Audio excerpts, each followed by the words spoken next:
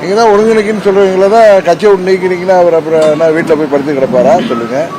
ஒருங்கிணைக்கணுங்கிற ஒரு நல்லெண்ணத்தில் அவர் அம்மாவின் தொண்டர்கள் எல்லாம் ஒன்றிணைந்தால்தான் மீண்டும் அம்மாவின் ஆட்சி வர முடியுங்கிற. ஏன்னா 21 தேர்தலில் என்ன நடந்ததுன்னு உங்களுக்கு தெரியும். 24 பாராளுமன்ற தேர்தலில் திமுக தமிழ்நாட்டில் 39 தொகுதிக்கும் வெற்றி வாகை சூடியதற்கு யார் காரணம் என்பது உங்களுக்கு தெரியும். யார் என்டிஏ கூட்டணியிலிருந்து வெளியேறியது என்பது தெரியும். அதனால செங்கோட்டையன் எனக்கு தெரிந்து புரட்சி தலைவர் காலத்திலேருந்து உள்ள ஒரு மூத்த நிர்வாகி. அவருக்கு இணையான மூத்த நிர்வாகி அண்ணன் முத்துசாமி இப்ப திமுக போயிட்டார். அதனால தொடர்ந்து சட்டமன்ற உறுப்பினராகவும் இன்றைய வரைக்கும் சட்டமன்றத்திலும் இருக்கக்கூடிய ஒரு மூத்த நிர்வாகி அவர் ஒருங்கிணைப்பு என்பது எல்லோரையும் ஒன்று வைக்க வேண்டும் என்றதுதான் அவருடைய கோரிக்கை. எல்லாரையும் ஒருங்கிணைக்கணுங்கிறதுக்காக அவர் எங்களை எல்லாம் சந்தித்ததே ஏதோ பஞ்சமா பாதத்தில் ஒன்று மாதிரி அவர் கட்சியிலிருந்து நீக்கப்பட்ட பிறகு அவர் என்ன வீட்டில் போய் போர்வை படுத்திக்கணுமா இல்ல விவசாயத்தை பார்க்கணுமா என்ன நினைக்கிறீங்க நீங்க கேட்குறீங்க. அதனால அவர் மிக வருத்தத்தோட தானே அன்னைக்கு கோயம்புத்தூர்ல தானே சொன்னாரு 50 ஆண்டுகளுக்கு மேலாக நான் இருந்த கட்சியை விட்டு என்னை நீக்கி விட்டார்கள், எனக்கு கொடுக்கப்பட்ட பரிசு. அதனால நல்லா தீர யோசித்து விட்டு தான் அவர் தவேகாவுக்கு சென்றிருக்கிறார். ஒரு அரசியல் இயக்கத்தில் ஆக்டிவா இருந்தவரை அவர் நீக்கப்பட்டது பிறகு, அதாவது அவருடைய கோரிக்கை என்பது அவருக்கு பதவி வேண்டும்னோ இல்ல அவருக்கு பொதுச் செயலாளர் பதவி வேணும்னோ இல்ல அவர் முதலமைச்சர் வேட்பாளர்னோ கேட்கல. எல்லோரும் ஒற்றுமையா இருந்தாதான் வெற்றி பெற முடியும். ஏதோ ஒரு வட்டாரத்தில் வெற்றி பெற்றால் மாத்திரம் போதாது. தமிழ்நாடு முழுவதும் மீண்டும் அம்மாவின் கட்சி ஜெயிக்க வேண்டும் என்றால், வெற்றி பெற வேண்டும் என்றால் அதுக்கு என்ன செய்யணுமோ அதுக்கான முயற்சிகளை எடுக்கணும்னு சொன்னாரு. அதுக்காக அவர் வெளியேற்றப்பட்ட பிறகு, அவருக்கு கொடுமை எழுந்த பிறகு அவர் இன்னும் ஏசுதார் சொன்ன மாதிரி இந்த கன்னத்தில் அரைஞ்சா அந்த கன்னத்தை காமிக்கணுங்கிறது அதுக்கு ஒருத்தானவங்க கிடையாதுங்கிறதுனால அவர் தனது வழியில் இன்றைக்கு பயணித்துக் கொண்டிருக்கிறார். இன்னும் சில பேர் ஊடகத்தில எல்லாம் டிடிவி தினகரன் தான் அங்கே அனுப்பி வச்சிருக்காருன்னு சொன்னாங்க. அது மிக மிக தவறு. ஏன்னா அது அண்ணன் செங்கோட்டையன் அவர்களை அவமதிப்பது போலாகும். நான் பள்ளி மாணவனாக இருந்த பொழுதே அவர் எம்எல்ஏ இருந்தவர். 72 எனக்கு 9 வயசு தான். ரொம்ப ஒரு மூத்த நிர்வாகி தீர ஆலோசித்து யோசித்த பிறகுதான் அந்த முடிவு எடுத்தாரு. அதை போய் நான் அவரை அனுப்பி வச்சிருக்கேன்னு சொல்வது அவரை அவமதிப்பது போல ஆகும். அதே மாதிரி இங்க கொங்கு மண்டலத்தில் வந்திருக்கிறதுனால கோயம்புத்தூர்ல சொல்றேன், என்டிஏ விட்டு நான் வெளியேறியதற்கான காரணம் எல்லாருக்கும் தெரியும். ஒருவரை முதலமைச்சர் வேட்பாளராக ஏற்றுக்கொள்ள முடியாது. ஏன்னா அவருக்கு எதிராகத்தான், அவர் செய்த துரோகத்திற்கு எதிராகத்தான் அம்மா மக்கள் முன்னேற்ற கழகமே உருவானது. அந்த நேரத்தில் நண்பர் அண்ணாமலை எனக்கு அரசியலை தாண்டி நல்ல நண்பர். அவர் தூண்டிதான் நான் வெளியேறினேன் என்று சொல்வதும் மிகவும் வருந்தத்தக்க ஒன்று. அது போன்ற இப்பயும் அவர் வாய்ப்பு கிடைக்கும் பொழுதெல்லாம் என்ன தொலைபேசியில் தொடர்பு கொள்றப்பெல்லாம் மீண்டும் நீங்கள் என்டிஏ கூட்டணிக்கு வர வேண்டும் என்றுதான் அவர் எனக்கு நட்பு ரீதியாக கோரிக்கை வைப்பாரே தவிர அவர் ஒன்றும் தூண்டிவிடக்கூடிய நபரும் அல்ல, இன்னொருத்தர் சொல் பேச்சை கேட்கக்கூடியவன் அல்ல நான் என்பது எல்லோருக்குமே தெரியும். அதனால அது போன்ற கருத்துக்களை ஊடகங்கள்ல விதைக்க வேண்டாம். தேவையற்ற அது ஒரு வருத்தத்தை தருகிறது என்பதுதான் என்னுடைய கருத்து. அது எனக்கு தெரியாது. நீங்க அதிமுக வேற யாரும் எங்க போறாங்கன்னா, நாங்க அம்மா மக்கள் முன்னேற்ற கழகம் எங்க கட்சியில இருந்து போச்சர்ஸ் அது மாதிரி சில பேர் அவர்களுடைய சுயலாபத்திற்காக சென்றிருக்கலாம், சுயநலத்தில் அவர்கள் கூட அங்கே விலை கொடுத்து வாங்கப்பட்டிருக்கிறார்கள் பல பேர். இப்ப அது கூட இல்லை. அதுதான் நிலைமை. ஒருத்தருக்கு தெரியும். ஒரு 2 மாதம் இருக்கு. மார்ச் ஏப்ரல் மேல தானே எலெக்ஷனு. நம்மளுக்கு we have enough டைம். ஜனவரி ஆர் பிப்ரவரி வரைக்கும் கூட நம்மளுக்கு டைம் இருக்கு. அம்மாவுடைய பிறந்த நாள் வருகிற நேரத்தில் எனக்கு தெரிந்து அம்மா மக்கள் முன்னேற்ற கழகம் எந்த கூட்டணியில இடம்பெறுவோம் என்பதை நாங்கள் முடிவு செய்வோம். அதிமுக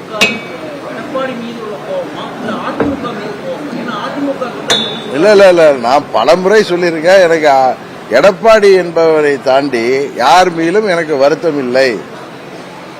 எங்களுக்கு இழைக்க யார் துரோகம் இழைத்தாரோ அந்த ஒருவரும் அவரை சேர்ந்த சிலரும் 21 தேர்தலில் நாங்கள் அவ்வளவு துரோகத்திற்கு பிறகும் அனுபவமிக்க மூத்த தலைவர்கள் எங்களிடம் கேட்டுக்கொண்டதற்கேற்ப நான் தேர்தலில் கூட போட்டியிடவில்லை. ஏன்னா நான் தேர்தலில் போட்டிவிட்டால் அது ஏன்னா 17 நான் ஆர்கே நகர் இடைத்தேர்தலில் போட்டியிட்டதுதான் சில பேருக்கு பயத்தை உருவாக்கியது. அதனால நான் சட்டமன்றத்திற்கே அந்த நபர் வரும்பொழுது அந்த கூட்டணியிலே நான் வரவில்லை. இருந்தாலும்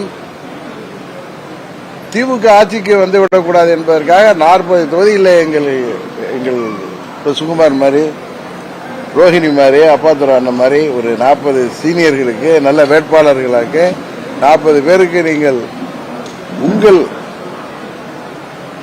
கூட்டணியில் எங்களுக்கு ஒதுக்கீடு தந்தால் அவர்கள் போட்டியிடட்டும், நான் போட்டியிடவில்லை என்று நான் பொதுக்குழுவிலே சொன்னேன். எனக்கு ஆனால் தெரியும், இன்னும் சில பேர் கூட ஊடகத்தில் டிபேட்டில் நெறியாளரும் சரி அதில் கலந்து கொள்றேன் நான் பலமுறை சொல்லியும் அவர் 21 கூட்டணிக்கு வருவதாக இருந்தாரேன்னு சொல்றாங்க. அப்பொழுதும் பழனிசாமி தானே முதலமைச்சர் வேட்பாளர்னு எனக்கு தெரியும் அது நடக்க போவதில்லை என்று. ஏன்னா திரு பழனிசாமி அவர்கள் என்னை சந்திப்பதிலே அவருக்கு நிறைய உறுத்தல் இருக்கும். ஏன்னா எங்களுக்கு துரோகம் இழைக்கப்பட்டிருக்கு. இருந்தாலும் பெரியவர்கள் உங்க மாதிரி வயதில் பெரியவர்கள் கேட்கிறப்ப இது நடக்காது என்று தெரிந்தும் அவர்கள் மீது உள்ள மரியாதையில முயற்சி செய்யுங்கள் சொன்னேன். ஏன்னா அது நடக்கப் போவதில்லை என்பதை தெரிஞ்சு நான் பேரலா கட்சியை போட்டியிடுவதற்கான எல்லா வேலைகளையும் செய்தேன். அதனால நீங்க கேட்ட கேள்விக்கு பதில எனக்கு யார் மீதும் வருத்தம் இல்லை.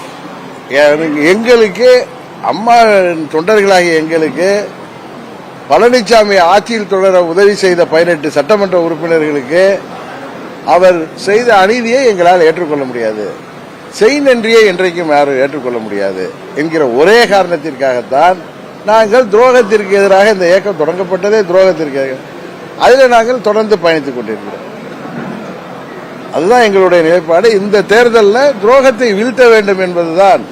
இனி வருங்காலத்தில் தமிழ்நாட்டில் யாரும் நம்பிக்கை துரோகத்தை அரசியல் ரீதியாக எண்ணி கூட பார்க்கக்கூடாது என்பதற்காகத்தான் அம்மா மக்கள் முன்னேற்ற கழகம் இந்த தேர்தலில் துரோகத்தை வேரடி மண்ணோடு சாய்க்க வேண்டும் என்கிற ஒரே நோக்கத்தோடு இந்த தேர்தலை கூட்டணி அமைத்து சந்திக்க இருக்கிறது. நம்பி வந்த அந்த 18 சட்டமன்ற உறுப்பினர்களோட தற்போதைய நிலை என்ன? ஏன் அவர்களை அவங்களால் தக்க வைத்துக் கொள்ள முடியல? அதாவது 18 சட்டமன்ற உறுப்பினர்கள் என் அருமை நண்பன் வெற்றி இன்றைக்கு உயிரோடு இல்லை. விளாத்திக்குளம் சட்டமன்ற உறுப்பினராக இருந்த சகோதரி அவர்கள் அரசியலிருந்தே ஒதுங்கிவிட்டார். அதுபோல சாத்தூர் சட்டமன்ற தொகுதி உறுப்பினராக இருந்தவரும் சுப்பிரமணியமும் இன்றைக்கு அரசியலிலிருந்து ஒதுங்கிவிட்டார். சில பேர் மாற்றுக் கட்சிகளுக்கு சென்று விட்டார்கள். என்னோடு இன்றைக்கு அந்த 6-7 பேர் இன்னும் அந்த சட்டமன்ற உறுப்பினர்கள் பொறுப்பிலே செயல்பட்டுக் கொண்டிருக்கிறார்கள். இந்த தேர்தலில் அவர்கள் போட்டியிடுவார்கள் என்று பார்ப்பீங்க. தக்க வைத்துக் கொள்வது என்பது விலை கொடுத்து சில பேர் பேசப்படும் பொழுது, அவர்களுக்கு தேவை இருக்கும் பொழுது விலை போவது வேறு.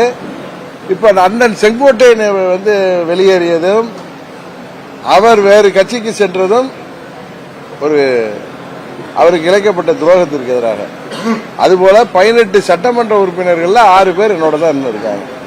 சில பேர் வெளியேறியது அவர்களுடைய சுயநலம், இன்னொன்று அவசரமாக தாங்கள் பதவிக்கு வர வேண்டும் என்ற எண்ணம் கூட இருக்கலாம்.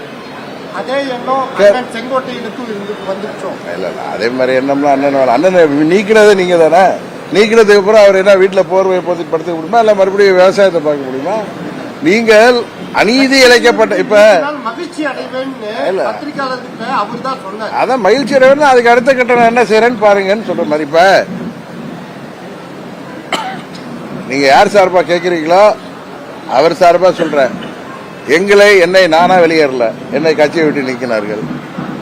அதனால் உருவானதுதான் அம்மா மக்கள் முன்னேற்ற கழகம். லட்சம் தொண்டர்கள், இப்ப இவர் போன்ற மூத்த நிர்வாகிகள் 89 சேவல் காலத்திலே மாவட்ட செயலர் இருந்தவர், பாராளுமன்ற உறுப்பினராக எனக்கு தெரிந்து அம்மா அவர்கள் ஜேஆர்டி ஆரம்பிச்சப்ப இவர் யூனியன் சேர்மனா இருந்தீங்க.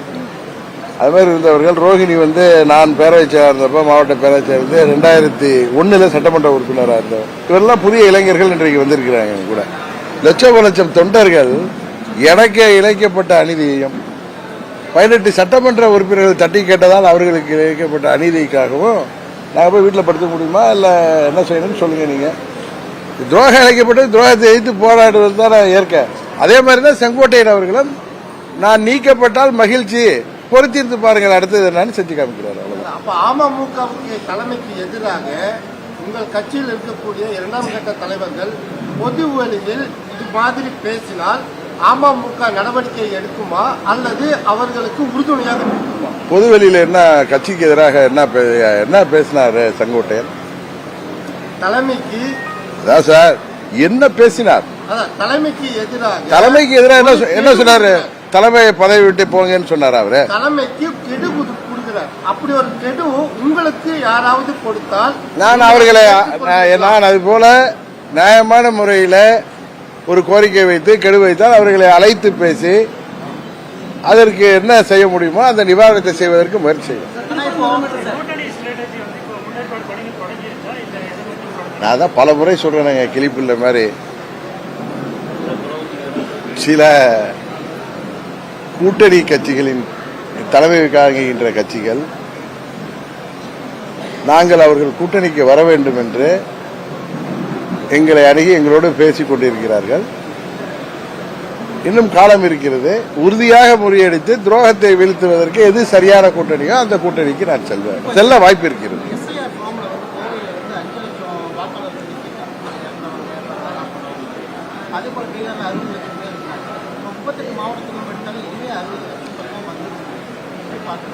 பார்ப்போம். அதெல்லாம் நீக்கப்பட்டதற்கு காரணங்கள் இப்ப மறுபடியும் வரைவு வாக்காளர் பட்டியல் வரும்.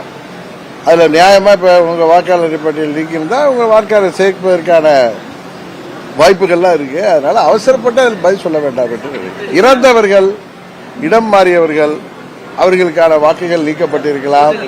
அதனால் வரங்க அதனால அதை பொறுத்திருந்து பார்ப்போம். அவசர கதியில எடுத்தேன் கவிழ்த்தேன்னு பேச வேணாம்னு நினைக்கிறேன். நீ காலம்பரம் கூட சொன்ன அதில் எந்த ஒரு இயக்கமும் அது எந்த ஒரு கட்சி அம்மா மக்கள் முன்னேற்ற கழகம் உட்பட முருகன் பெயர் அல்ல அரசியல் செய்ய வேண்டாம்.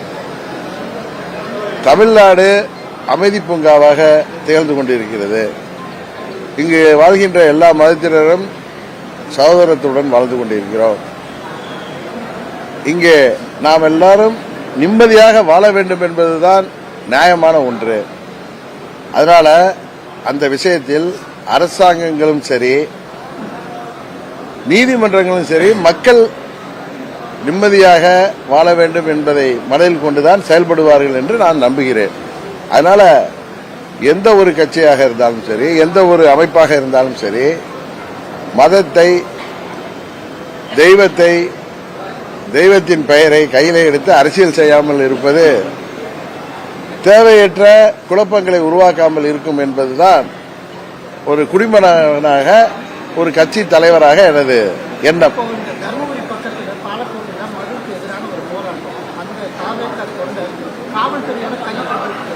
காவல்துறையோட அதுக்கு நான் என்ன பண்ண முடியும்? நீங்க நான் என்ன பண்ண முடியும்? அதுக்கு நான் என்ன பண்ண முடியும்? தனித்து நிற்கணுங்கிறீங்களா? 2 தேர்தலில் தனித்து நின்றோம். நீங்கள் எங்களை வெற்றி பெற செய்யவில்லை. அப்பொழுதெல்லாம் 3வது அடி. நீங்க இவருக்கு வாக்களித்தால் அது யாருக்கோ வாய்ப்பாக போய்விடும். பாராளுமன்றத்திலே எங்களுக்கு வாக்களிக்கல, சட்டமன்ற பொதுத் தேர்தலை வாக்களிக்கல. அதனால நாங்கள் எங்கள் கட்சியும் இருக்க வேண்டும் என்பதற்காக நாங்கள் கூட்டணியில் செல்வோம். சார், கடந்த சட்டமன்ற தேர்தலில் திமுக ஒரு தேர்தல் வாக்குறுதி ஆட்சிக்கு வந்த உடனே நீண்ட காலம் சிறையில் இருக்கும் இஸ்லாமிய சிறைவாசிகளை விடுதலை செய்யறதா ஒரு வாக்குறுதி கொடுத்தாங்க. ஆனா விடுதலைக்கு பதிலா அந்த இஸ்லாமிய சிறைவாசிகளுக்கு பரோல் மட்டுமே வழங்கப்பட்டுச்சு. ஆனா அந்த பரோலும் இப்ப நிரந்தரம் இல்லாதனால மீண்டும் அந்த சிறைவாசிகள் சிறைக்கு தள்ளக்கூடிய ஒரு நிலை ஏற்பட்டிருக்கு. அதை எப்படி பாக்குறீங்க? விடுதலை என்பது வேறு, பரோல் என்பது வேறு. பரோல் லாங் டேர்ம் பரோல்லாம் யாருக்கும் கொடுக்க முடியாது. அதே நேரத்தில் தேர்தலுக்கு முன்பு இன்றைக்கு ஆட்சியில் இருக்கிற திமுக கொடுத்த வாக்குறுதிகளில் பெரும்பான்மையானவற்றை, அது அரசு ஊழியர்களாக இருக்கலாம், ஆசிரியர்களாக இருக்கட்டும், போக்குவரத்து தொழிலாளர்கள், நெசவாளர்கள், அனைத்து தரப்பு தொழிலாளர்கள், மாணவர்கள், இளைஞர்கள், மாற்றுத்திறனாளிகள், விவசாயிகள் என அனைத்து தரப்பினருக்கும் அவர்கள் சொன்ன வாக்குறுதிகள் நிறைவேற்றவில்லை. ஆனால் 2024 தேர்தலில் மக்கள் அவர்களுக்குத்தான் வாக்களித்திருக்கிறார்கள். இதை மற்ற கட்சிகள் என்ன என்பதை கவனித்து அதை சரி செய்வதற்கான வேலையில் ஈடுபட வேண்டுமே தவிர அதை செய்யவில்லை இதை செய்யவில்லை என்று நாம் பேசி என்ன குற்றச்சாட்டு சொன்னாலும், மக்கள் மன்றத்திலே போராடினாலும் 24 தேர்தலில் திமுக வெற்றி பெறுவதற்கு யார் உதவி செய்தது என்பது உங்களுக்கு தெரியும். 39 தொகுதிகளிலே மாபெரும் வெற்றி பெறுவதற்கு யார் காரணம்? அதை நாம் பரிசோதித்து அதை சரி செய்ய வேண்டியது. சரி செய்தால்தான் நீங்கள் சொல்வது போல சிறையிலே பாடிக்கொண்டிருக்கின்ற இஸ்லாமிய சகோதரர்களை வெளிக்கொண்டு வருவதற்கான ஆட்சியை நாம் கொண்டு வர வேண்டும். தமிழக முதலமைச்சர் ஸ்டாலின் என்ன சொல்றாங்க? என்ன பந்து போட்டாலும் சிக்ஸர் நாங்க தான் இருக்கோம், நாங்க தான் கேம்பெயின். ஆமா, அவங்க 24 பாராளுமன்ற தேர்தலில் அவங்க தானே சிக்ஸர் அடிச்சிருக்காங்க. அதுக்கு யார் காரணங்கிறது உங்களுக்கு தெரியும். பாஜக ஆட்சிக்கு வந்துடக்கூடாது, மோடி அவர்கள் பிரைம் மினிஸ்டரா வந்துடக்கூடாதுன்னு சொல்லிட்டு சிலர் வெளியேறி திமுக வருவதற்கு வாய்ப்பை கொடுத்தார்கள். நீங்க அவர்களிடம் தான் இந்த கேள்வி கேட்கணும், எங்கள்கிட்ட போய் கேட்டா சரி. யார் யாரு என்ன சொல்ற? அயோத்தியில ராமர் கோயில் இருக்கு, திருப்பரங்குன்றத்தில் முருகப்பெருமாள் கோயில் இருக்கு. அது எப்படி திருப்பதியை இது திருப்பரங்குன்றத்தை அயோத்தியாலாம் மாற்ற முடியாது. அது ஏதோ அவர் இருக்கிற இடத்துக்காக நண்பர் நயனா நாயர் அப்படி பேசுறாரு.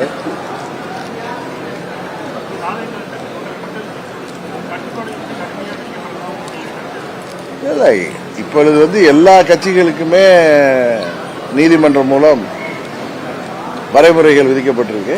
அதெல்லாம் இப்ப அண்ணன் செங்கோட்டையன் கூட ஈரோட்டில் கூட்டம் நடத்துவதாக அவர் சரியாக தான் அதை பண்ணுவார். அதனால கூட்டத்துக்கு உறுதியாக அரசாங்கம், காவல்துறை அனுமதி கொடுத்து விடும் என்றுதான் நினைக்கிறேன். இல்ல நீங்க இன்னொன்னு அப்படி கட்டுப்பாடு இருக்கிறதா? நீங்க எத்தனை பேர் வருவாங்கிறத நீங்க சொல்லணும். அதற்கு தகுந்த மாதிரி இடத்தை தேர்ந்தெடுக்கணும். அதுக்கு கார் பார்க்கிங், இதுக்கெல்லாம் பல வழிமுறைகளை அவங்க வகுத்திருக்காங்க. அதை பின்பற்றும் பொழுது உறுதியாக காவல்துறை அனுமதி கொடுத்து விடுவார்கள் என்று தான் நினைக்கிறேன். அண்ணன் செங்கோட்டையன் அதிலெல்லாம் அனுபவஸ்தர். அவர் சரியாக அதுக்கு முறையில் அணுகி உறுதியாக அதை அந்த கண்டிஷன்ஸ் எல்லாம் ஃபுல்ஃபில் பண்ணி அவர் கூட்டத்தை சிறப்பாக நடத்துவார் என்று தான் நினைக்கிறேன். திரு ஓபிஎஸ் அவர்கள் வரக்கூடிய தேர்தலை சந்திப்பது தொடர்பாக அமமுகவுடன் உங்களுடன் கலந்து ஆலோசனை ஏதாவது செய்திருக்கிறாரா அல்லது உங்களோட இணைவதற்கான வாய்ப்புகள் இருக்கா? இல்ல, கொஞ்சம் பொறுமையா இருங்களா, எல்லாம் தெரிஞ்சிடும். பிப்ரவரி அம்மா பிறந்த நாளுக்கு முன்பே உங்களுக்கு எல்லாமே தெரியும். நல்லா லாங் டைம் எடுக்கிறேன் அதுக்காக.